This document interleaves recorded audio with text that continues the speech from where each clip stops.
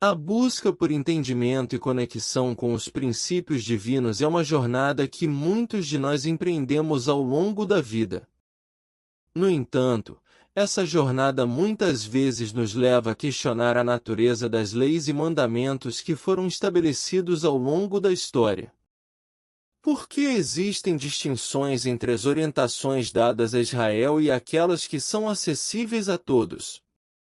Existe uma única lei que deve reger todos os povos, ou há espaço para uma diversidade de interpretações e práticas?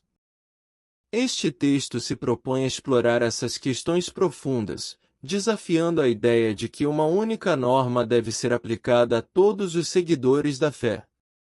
Ao refletirmos sobre as Escrituras e as tradições, podemos descobrir um caminho que honra tanto a singularidade do povo judeu quanto o desejo de muitos gentios de se aproximar da Torá. Junte-se a nós nesta reflexão, onde buscaremos entender não apenas as leis em si, mas o que elas significam para a nossa vida espiritual e para a convivência entre diferentes tradições de fé. Por que não ter uma lei universal?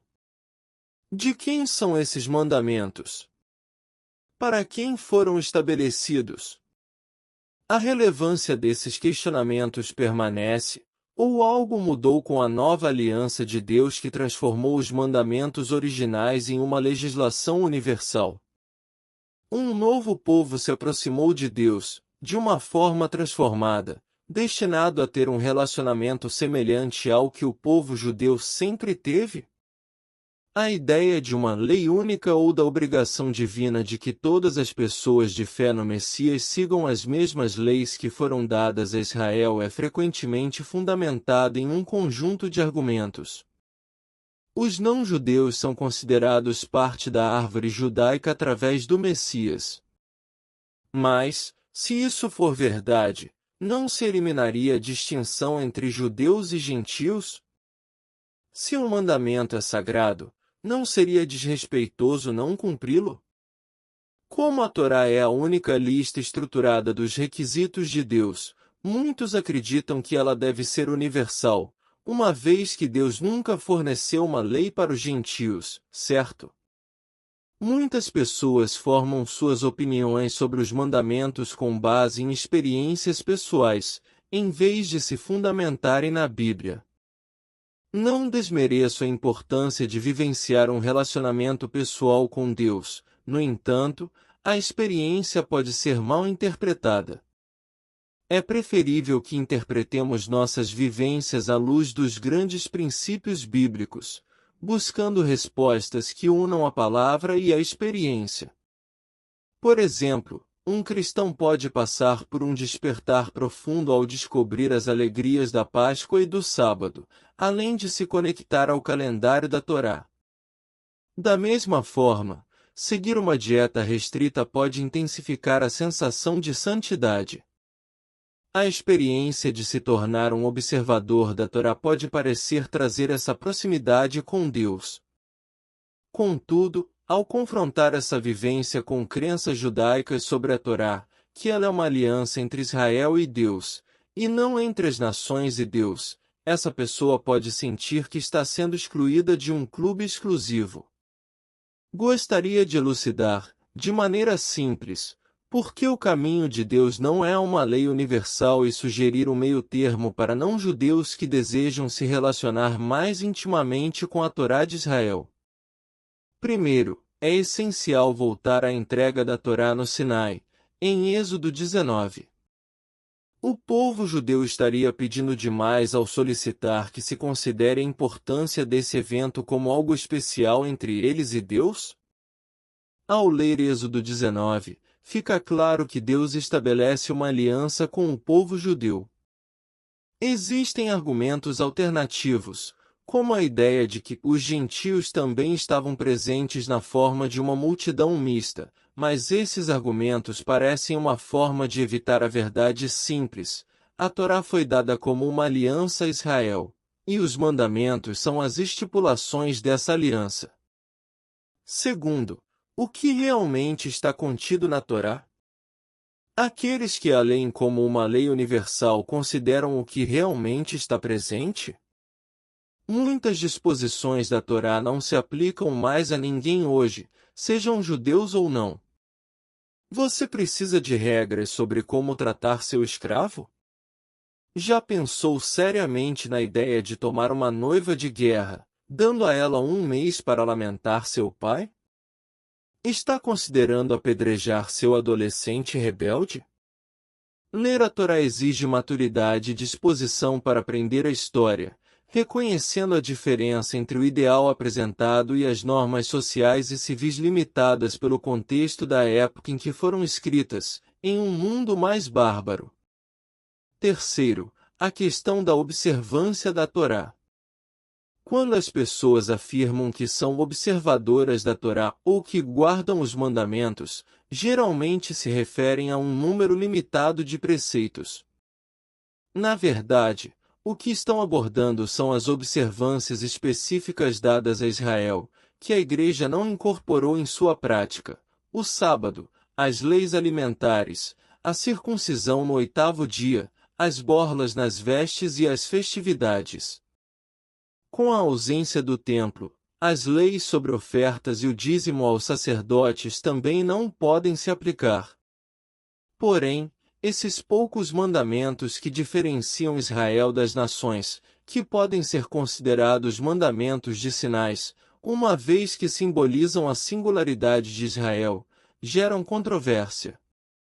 É importante notar que o sábado é especificamente descrito como um sinal: sobretudo guardareis os meus sabates, porque isto é um sinal entre mim e vós nas vossas gerações.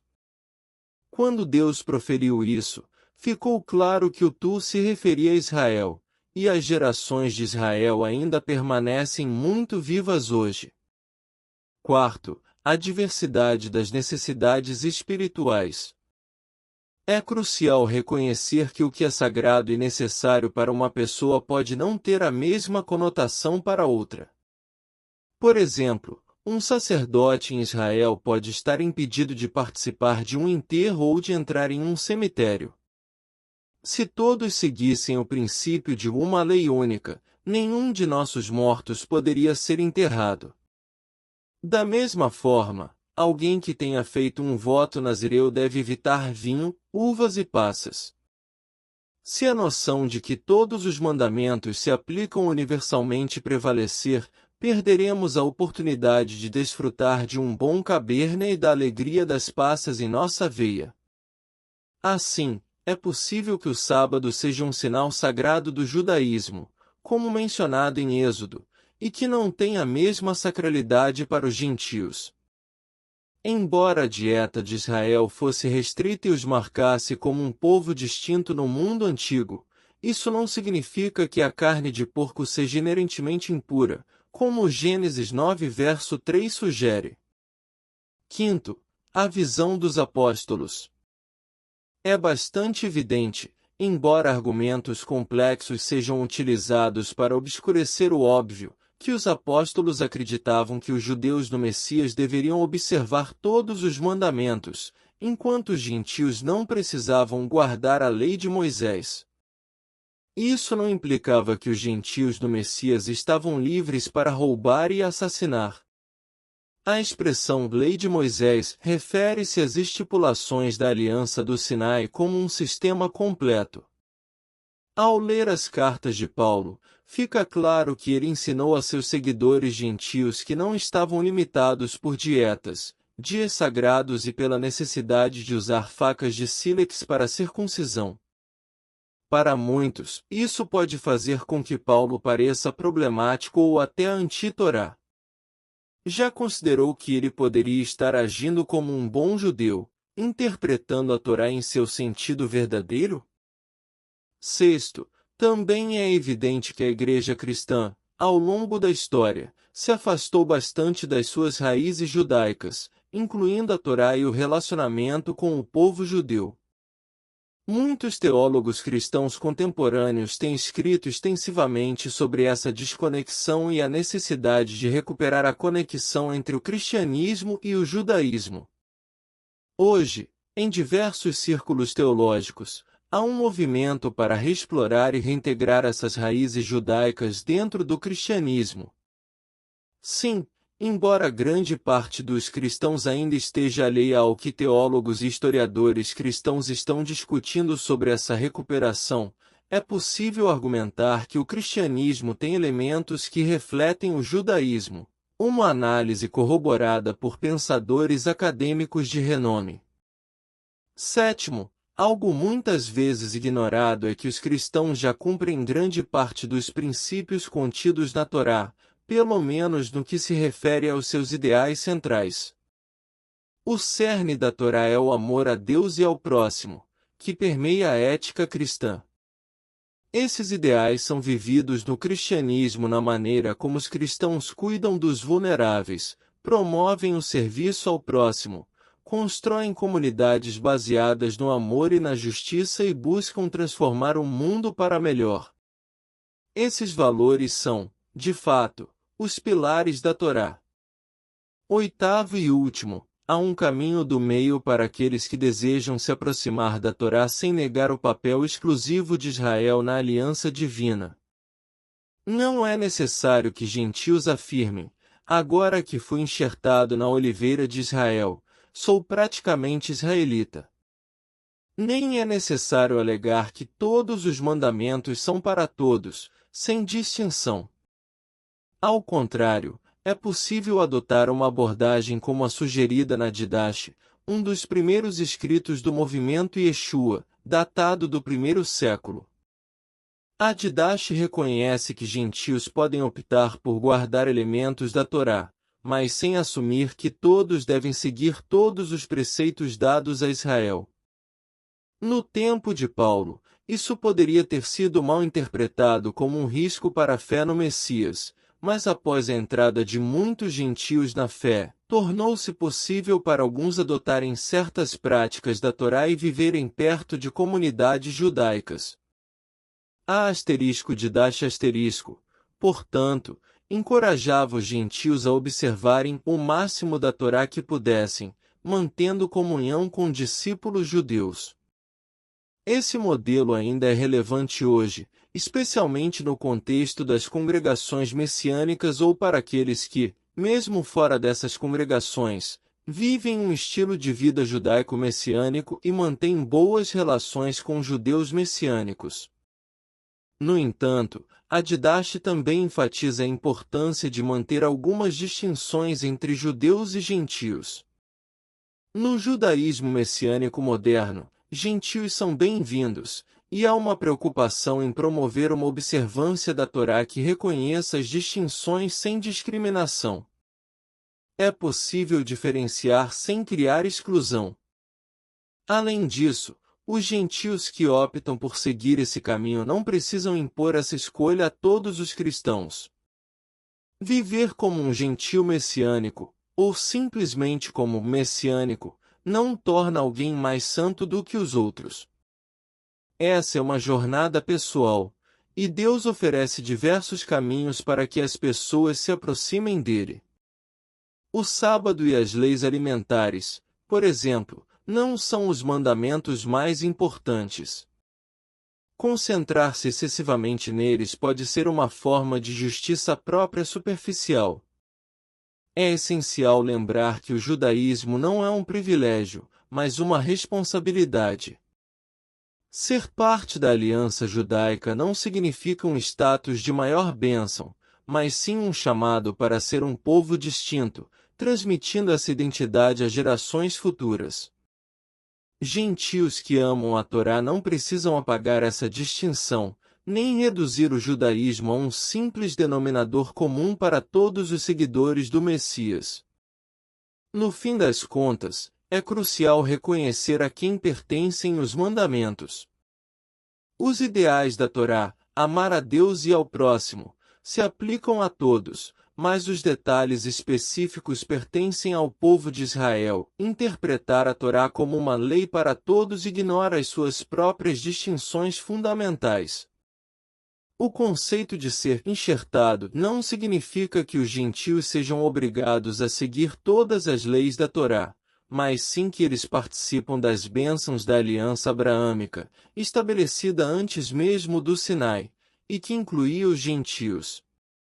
Deus nunca disse: agora tomo os mandamentos dados a Israel e os torno obrigatórios para todo o povo do Messias.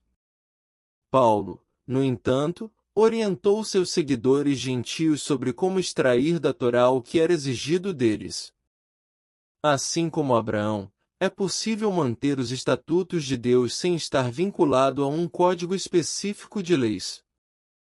Em resumo, a Torá não é uma lei universal para todos, mas isso não significa que devamos impedir as pessoas de segui-la. Há um caminho do meio para aqueles que buscam honrar a Torá e respeitar o papel único de Israel no plano de Deus. Ao explorar as questões em torno dos mandamentos e da relação entre judeus e gentios na fé, percebemos que a Torá não é uma lei para todos, mas sim uma expressão do relacionamento único entre Deus e o povo de Israel. No entanto, isso não impede que outros busquem inspiração e conexão com esses ensinamentos de forma respeitosa e significativa. Há um caminho do meio, onde é possível honrar a singularidade de Israel enquanto se vive em sintonia com os princípios da Torá de maneira que enriqueça a vida espiritual. Em última análise, a fé nos convida a viver com sabedoria, respeito e amor, reconhecendo que Deus trabalha de formas diversas em cada um de nós. Ao compreendermos as nuances da Torá, podemos construir pontes entre as tradições e fortalecer a nossa caminhada de fé, sem desrespeitar as distinções que Deus estabeleceu. Espero que esta reflexão tenha trazido novas perspectivas e convidado você a pensar mais profundamente sobre o papel da Torá em nossas vidas. Obrigado por acompanhar até aqui. Se este conteúdo foi útil, deixe seu comentário, curta e compartilhe com quem possa se beneficiar dessa mensagem. Até a próxima!